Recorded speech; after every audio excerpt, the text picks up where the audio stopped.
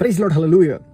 ఏదైతే సినిమాలు చూడొచ్చా చూడకూడదా అనే విషయం పైన పరిస్థితులను బట్టి మీకు చెప్పాను, తర్వాత బిబ్లికల్గా ఆలోచన మీకు చెప్పాను, అండ్ తర్వాత ఇప్పుడు నేను కొన్ని సాక్ష్యాలని మీ ముందు పెట్టాలని ఆశపడతా ఉన్నాను. అదేంటంటే రాజా హేబెల్ అనే పాస్టర్ గారు, దైవజనులు మీకు తెలిసే ఉంటుంది. ఆయన సినిమా హీరోగా చేసి ఆయన ఆ సినీ ఇండస్ట్రీని విడిచిపెట్టి దేవుడి పరిచయం ఈరోజు చేస్తున్నారు. ఆయన సాక్ష్యాన్ని మీరు వినండి. ఆయన ఒకటే చెప్పారు, ఏంటో తెలుసా?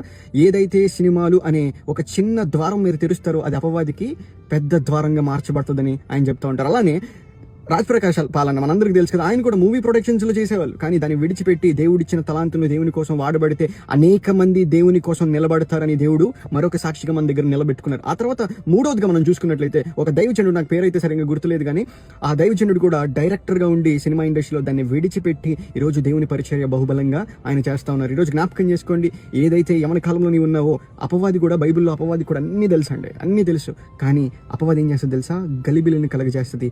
దేవుడు ఏం చేస్తాడు తెలుసా? దైవిక ఆత్మ, దేవుని యొక్క ఆత్మ క్లారిటీని మనకి ఇస్తుందండి, స్పష్టతను మనకి ఇస్తుంది. గలిబిలిగా చేస్తారు కొంతమంది. చూడండి, గలిబిలి ఏదేదో నో.